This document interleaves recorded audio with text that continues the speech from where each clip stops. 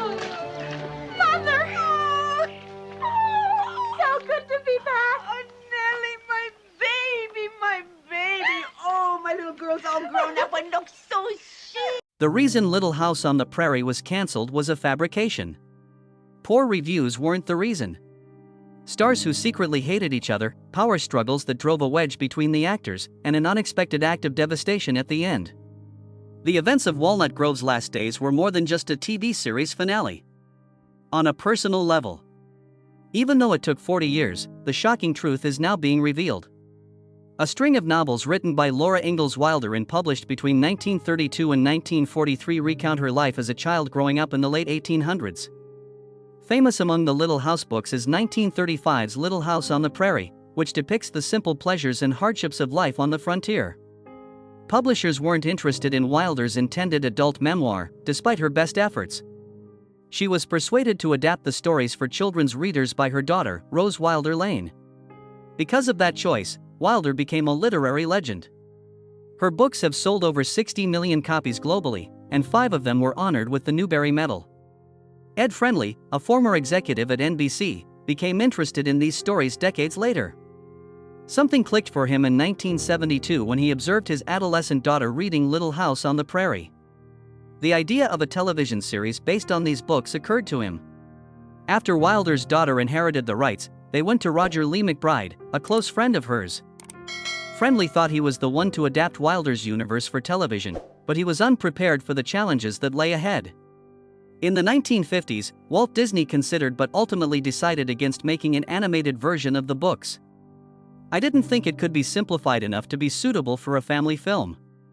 Friendly refused to give an inch. He aspired for the show to portray the pioneers' plight with an air of realism. He got NBC to greenlight a 2-hour pilot film and hired Blanche Hanilis to pen the script. We should have won that one. However, Michael Landon, a man with even more influence, would soon eclipse his vision. Friendly envisioned a genuine show featuring a bearded, rugged Charles Ingalls and a poor family fighting poverty. But Landon thought differently. He was ready for a change of pace after 14 years as Little Joe Cartwright on Bonanza. After receiving the Little House script from Friendly in 1973, Landon consented to direct the pilot, but he had a significant demand. A role as Charles Ingalls was his ambition. Everything shifted after that. Not only did Landon step into the lead role, he also assumed command of the series. In addition to directing and writing, he became the show's producer. A brutal survival story was not what he had in mind for the program. At its core, he envisioned warmth, emotion, and family values. The character he played was the clean-shaven Charles Ingalls, not the beardy one. He avoided depicting the characters as poor by making sure they looked nice all the time. There was an instant rift between Friendly and Landon. Friendly desired an authentic portrayal of the past, complete with barefoot children running about, weathered houses, and the genuine hardships of hunger and homelessness. Landon advocated for an approach that was more sentimental and refined. He thought people would be more moved by a touching family tale than by the bleak realities of the pioneer era. The escalation of their tension was rapid. No one at NBC doubted Landon's star power. There was an ultimatum from him.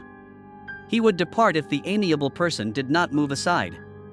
A decision was reached by the network.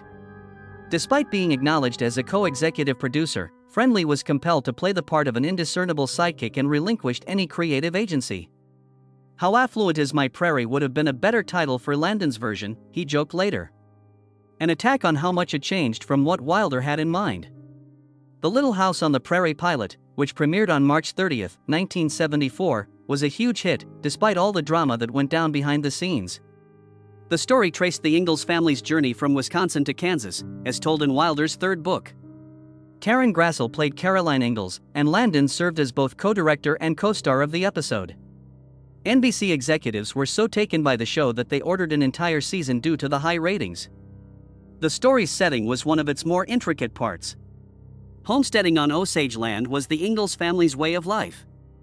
The show failed to delve deeply enough into the complexity of this historical fact, which had real-life consequences for the displacement of Native Americans, but it succeeded in capturing the beauty and hardship of life on the frontier anyhow. Melissa Gilbert tried out for the part of Laura Ingalls when she was just 9 years old. Michael Landon was seeking something particular, but over 500 girls tried out. He was not interested in a child actor with a large acting career. He was yearning for a genuine bond. Gilbert exhibited just the correct amount of warmth and feeling. She nabbed the moniker Half Pint from Landon, who bestowed it upon her, and she wore it both on and off screen. Gilbert was a child star for almost 10 years. She brought a combination of naivete and resiliency to her role as Laura from 1974 to 1983. Her casting was even more appropriate given her real-life background. Paul Gilbert and Barbara Crane, two actors, adopted her when she was born. Jonathan Gilbert, her brother, also got a part on Little House, playing the role of Willie Olson. Upon the conclusion of the program, Gilbert had become famous. Getting a star on the Hollywood Walk of Fame in 1985 made her the youngest actress to do so, at the tender age of 21. The friendships she made with her co-stars on the show have lasted a lifetime. The actress who played her antagonist Nellie Olson in the film eventually became a close friend of hers, Alison Arngrim. Although they were fierce rivals on screen, they became fast friends off camera. Because of her portrayal of Laura, Gilbert became one of the most beloved young actresses in television history. The road that led Karen Grassel to portray Caroline Ingalls was nearly not even paved. Although dozens of actresses had tried out, not a single one felt a good fit. Grassel was asked to read for the part by Michael Landon at the last minute.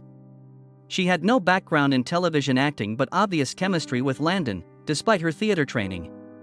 She was cast in the role, and her portrayal brought a strong maternal presence to Little House. Caroline, played by Grassel, was calm, wise, and sympathetic on screen. Her experience was more nuanced away from the camera. She desired more substantial plot points and felt her character was frequently neglected. Disputes arose from time to time because Landon was so controlling of the creative direction. Regardless, the impression she left with Caroline was immeasurable. She brought more than just comic relief to her role as the mother. The Ingalls family revolved around her. Alison Arngrim was originally turned down for the role of Laura Ingalls during her audition. Nellie Olson, on the other hand, was cast and would go on to become one of the show's most iconic characters. The most troublesome member of Walnut Grove was Nellie, who had golden ringlets and a sharp tongue. Because Arngrim was so convincing as Nellie, many thought she was the real deal. She was funny and kind in real life, completely different from her screen character. She fully embraced the role, going on to write books and make public appearances in honor of Little House. Playing Nellie's mother Harriet Olson, Catherine McGregor added a new dimension to the program. Without McGregor's influence, Harriet would have remained a one-dimensional villain. With flamboyant flair, she portrayed Harriet, resulting in her being both entertaining and annoying. She went so far as to pen an 8-page backstory for Harriet, allowing readers to better comprehend her character. Your additional effort was fruitful. One of the most iconic villains in television history was Harriet Olson. Little House on the Prairie gained a touch of comedy and mayhem thanks to the dynamic mother-daughter duo of Arngrim and McGregor. Their characters brought an element of surprise to Walnut Grove, contrasting the show's touching moments with moments of chaos and mischief.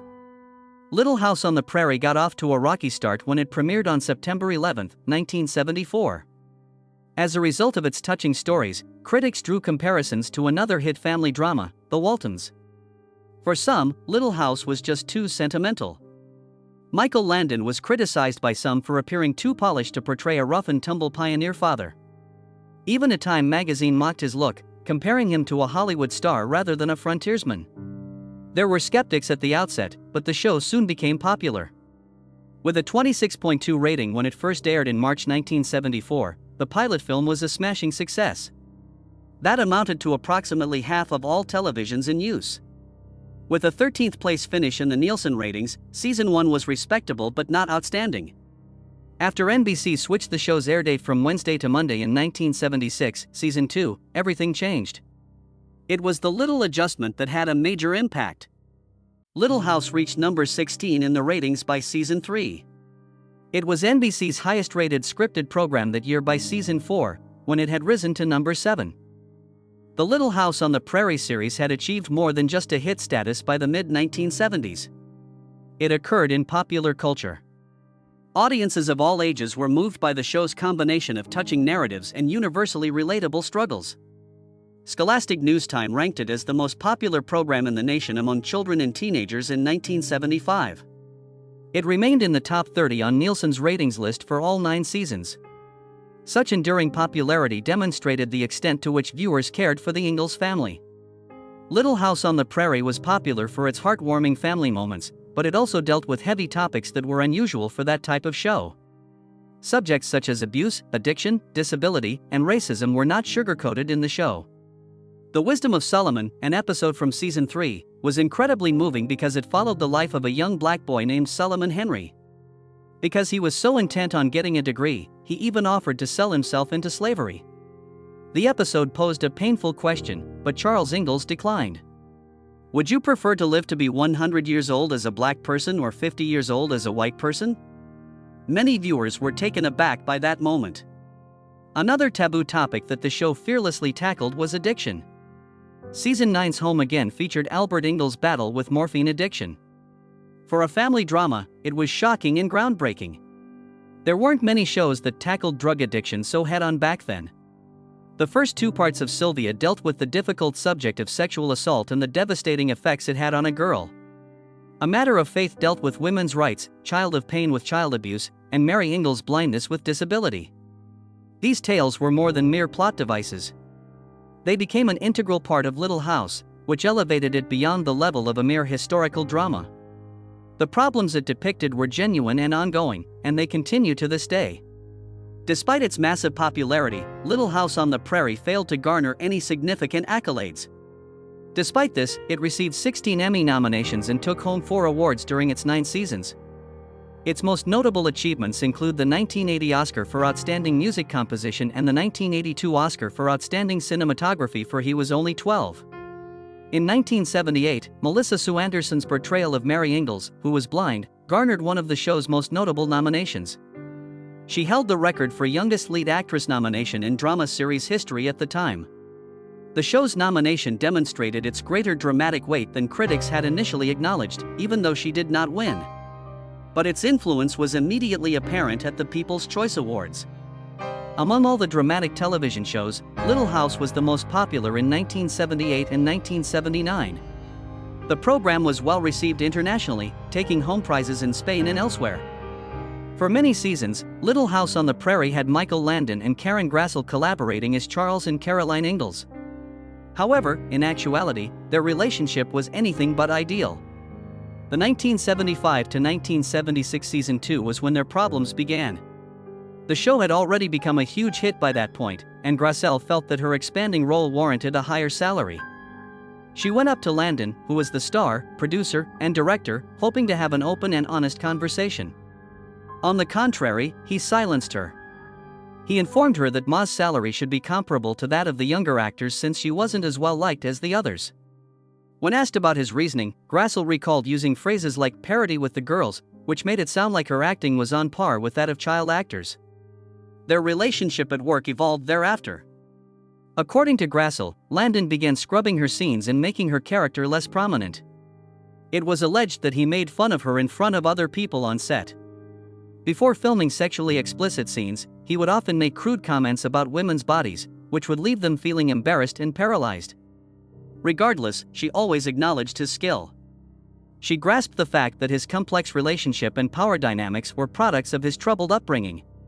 Years later, just before Landon passed away in 1991, they had a cordial phone chat. She felt some relief after that. One of the most unexpected aspects of Little House on the Prairie's history, though, is the tension that exists between them. The real-life drama behind the scenes was far different from their adoring marriage on screen. Landon was not involved in every cast tension. Mary and Laura Ingalls, played by Melissa Gilbert and Melissa Sue Anderson, respectively, were sisters. However, in actuality, they had a cold and distant relationship. Gilbert claimed in her memoir Prairie Tale, published in 2009, that Anderson exuded an air of coldness and difficulty to relate to. Unlike Anderson, who remained quiet and distant, Gilbert was expressive and gregarious. Some thought she was kept apart from the other actors because of her stage mother's strictness. As if to emphasize how isolated their universe was, Gilbert recalled that Anderson's mom used a license plate that read 3 Missy when she was on the road. There was a noticeable chasm between the two females on set. Gilbert acknowledged feeling envious of Anderson on occasion. The gap between them widened as boys gawked at her well-groomed appearance. In retrospect, Anderson clarified that her intention was not to appear frigid. Throughout the many hours of filming, she preferred to maintain an air of professionalism and stay out of fights. Even though she was aware that some people found her reserved and calculative, she still characterized herself as friendly. Anderson maintained that they never had serious problems, despite the fact that rumors of a feud persisted for years. However, their icy demeanor was plain to see. Anderson hardly touched on Gilbert in her memoir published in 2010, The Way I See It. He and she were just two separate individuals who were never truly connected, she said. Considering how little they interacted in real life, their intense sisterly bond on screen was all the more intriguing. There was some tension behind the scenes that had more to do with strong opinions than with clashes of personalities. Harriet Olsen's on-screen and off-screen counterpart, Catherine McGregor, was a real showstopper. The protagonist was just like her, overbearing, intrusive, and obnoxious. She was notoriously difficult for her co-stars to work with because she was always giving them constructive criticism. According to Alison Arngrim, who played Nellie, McGregor was always giving Michael Landon acting notes. Conflicts between them occurred frequently because he was unaccustomed to being challenged. McGregor was a genius at what she did, but her intensity made things difficult at times. She was prone to overacting or forgetting her lines, but she always managed to impress. Arngrim praised her as a genius, noting that no matter how much McGregor irritated others, they couldn't dispute her contribution to the show. When it came to shaping her character, she also spared no effort. She made sure that every choice Harriet Olsen made was supported by a detailed backstory that she created for her. Landon, despite their disagreements, could not deny her worth. Without her, Little House on the Prairie just wouldn't have cut it. Disputes did not always center on power dynamics. A few were quite intimate. Melissa Sue Anderson and Alison Arngrim had their own challenging dynamic. Anderson allegedly threatened to physically assault Arngrim while they were practicing a fight scene, according to Arngrim, who played the manipulative Nellie Olsen. Because of how intense the situation got, the producers opted to abruptly switch scenes. There was little improvement in their off-screen relationship thereafter. Arngrim recalled a time when he tried to connect with Anderson over backgammon, but Anderson insulted him. Anderson, in her opinion, was perpetually stiff and unnatural, like a contestant in a beauty pageant who micromanages her every action. Not only did she notice, but so did others. Anderson was also considered distant by the rest of the cast, though some attributed her reserved personality to her mother. Little House on the Prairie had become a huge hit for NBC by the late 1970s. However, a shift occurred as time passed. Towards the end of its run in 1982 to 1983, the show's charisma began to wane, and its ratings plummeted to 29th place. The fall was gradual. Season by season, as inspiration dwindled and tastes changed, it happened. Laura Ingalls, portrayed by Melissa Gilbert, was the show's protagonist.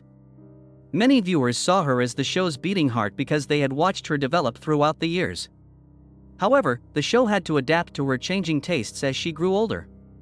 The story shifted from the Ingalls family to Laura's new life as a wife and mother after she wed Almanzo Wilder, played by Dean Butler. The show's dynamic changed, but it was faithful to history. Tales of family solidarity and perseverance were popular in earlier seasons. Season 1 episodes such as The Lord is My Shepherd and The Richest Man in Walnut Grove dealt with issues that were relatable to everyone. Now that Laura was at the helm, the show focused on more standalone plots that failed to evoke the same level of emotion. Another problem was Almanzo. Although he played a significant role in Laura's life story, he was never a hit with viewers. Players felt that Dean Butler was too stiff and that his character didn't have the same depth as Charles Ingalls or even the supporting characters, such as Nellie Olsen or Mr. Edwards. Compared to other relationships on the show, Laura and Almanzo's chemistry was never very strong. Because of this, viewers had a more difficult time getting behind the show's new trajectory. When Michael Landon departed, it was the worst blow. Beyond his role as Charles Ingalls, he had been an actor in his own right. He molded the series' emotional core in his roles as writer, director, and producer. There was an unbridgeable void in our creative output when he left. In Walnut Grove, the Carter family took the place of the Ingalls, and the show made an effort to introduce new characters such as Rose, Laura's daughter. Yet, these alterations were ineffective. Unlike Charles, Caroline, and their offspring, the new characters failed to strike a chord. The show was renamed Little House, A New Beginning by the 9th season. It was an effort to reawaken interest, but it lacked passion. The return of Charles Ingalls in a special episode like Home Again served only to further sadden viewers. While it was airing, Little House on the Prairie had a high viewership rating. With over 17 million viewers per episode, Season 4 reached 7th place in the Nielsen rankings. The show's 8th season ran from 1981 to 1982, but by that point it had dropped to number 25. The show's average viewership fell to 14.5 million episodes in its last season. All the while, television was undergoing some changes. Good family dramas were losing viewers to more glitzy fare in the early 1980s. The airwaves were dominated by daytime dramas such as Dynasty and Dallas. With the Who Shot J.R. cliffhanger drawing in more than 83 million viewers, Dallas became a cultural phenomenon.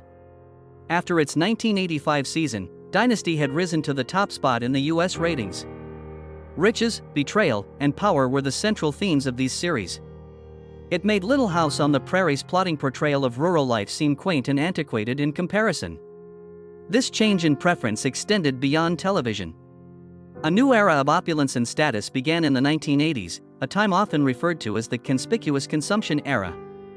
The lavish homes and designer clothes on shows like Dynasty mirrored this. Contrarily, the themes of simplicity, perseverance, and moral teachings were central to Little House on the Prairie. It had lost its luster for many viewers. Little House never really found its footing when it attempted to tackle heavier topics like drug addiction or crime. On February 6, 1984, the show's last episode, titled The Last Farewell, aired. Fans were taken by surprise by the ending. A tranquil town called Walnut Grove was leveled. In the story, the land was lawfully taken over by a vicious businessman called Nathan Lassiter. The locals tried to halt him, but they ultimately failed. In the face of certain doom, they made a choice nobody saw coming.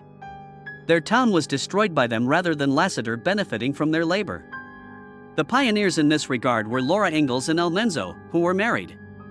They detonated explosives in their dorm, crushing it into dust. As a group, the remaining villagers trailed behind. Various buildings, including homes, shops, and even a church and a school. It was all destroyed. Residents of Walnut Grove were unwilling to sell their town to an avaricious outsider because it had been built by their own hands. Christian soldiers gathered after the final explosion and marched out of the ruins while singing onward hymns. The finale was so impactful that it shocked viewers. Shooting this scene was an emotional roller coaster for everyone involved. Later on, Melissa Gilbert, who portrayed Laura, compared it to The Longest Funeral. These sets had taken them nearly 10 years to complete. It was the site of several formative experiences. A life filled with friendships, first kisses, and meaningful achievements. Feeling the loss of a second home, I watched as Walnut Grove went up in smoke. Despite the fact that the explosions were staged, the subsequent destruction they witnessed was undeniably real. A lot of people started crying. The Last Farewell remains one of the most memorable series finales of all time, even after 41 years. But the story isn't the only thing that happened during this devastation. Additionally, it was Michael Landon's method of expressing himself. The cast and crew of Little House on the Prairie were shocked when NBC suddenly canceled the show in 1983. The show's creator, Landon, was not even informed directly. Melissa Gilbert was the one who learned it first. Prairie Tale, her memoir, revealed that she informed Landon, who was enraged at the time. He felt betrayed after 11 years of service to NBC. As a result of his rage, he decided to detonate the bomb at Walnut Grove. The set wouldn't have survived NBC's decision to cancel Little House. Landon ensured that no one else could utilize the destruction scene for another production by including it in the script. It was more than just a climax. It had meaning. Things took a turn for the worse. Before he even got official word, Landon knew that Little House wouldn't be appearing on NBC's fall lineup. Every member of the cast, including him, felt disrespected by the way the network handled the situation. There was still a dedicated fan base for the show, despite the declining ratings. One of NBC's biggest successes was abruptly canceled without proper communication, revealing the network's lack of appreciation for the show. Despite airing its last episode in 1983, the program was always available. Among syndicated television shows, it quickly rose to the top spot. 13 times larger than the typical television program's viewership by the year 2025. Peacock and other streaming services brought it to a new audience. More than 13 billion minutes of it were viewed in 2024 alone. It was more than just sentimentality that kept it going. People still feel a connection to the story. One of the most significant events in the show's history has finally arrived. The announcement of Netflix's reboot in January 2025 prompted an instant response. There were a few ecstatic fans. Adapting the story for a younger audience could be a great idea. Concerned others. Will there be too much of a shift? Would the essence of the original be preserved? The most contentious issue was whether or not the updated edition should tackle contemporary concerns like gender equality and diversity. These debates have been sparked before by Little House on the Prairie. Not a single episode of the original show avoided touchy subjects. Prior to most family shows, it addressed issues of sexism, racism, and addiction. The show's portrayal of Laura, Melissa Gilbert, reminded viewers of how far the show had come. However, there are many who are concerned that Netflix will go too far in adapting the show's message to contemporary tastes. Some say the story needs to be updated so it stays current. The showrunner of the reboot, Rebecca Sonnenschein, has stated her intention to honor Wilder's original intent while updating the series for modern viewers. More than just a TV show, Little House on the Prairie has a rich history that spans nearly half a century and more than 73 million copies of Laura Ingalls Wilder's books. It is deeply ingrained in American culture. The question now is whether or not an updated version can recreate the enchantment. One thing is certain, regardless of the reboot's outcome. The tale is relevant even today. People are still moved by it. This is the secret ingredient that has kept Little House on the Prairie afloat for so long.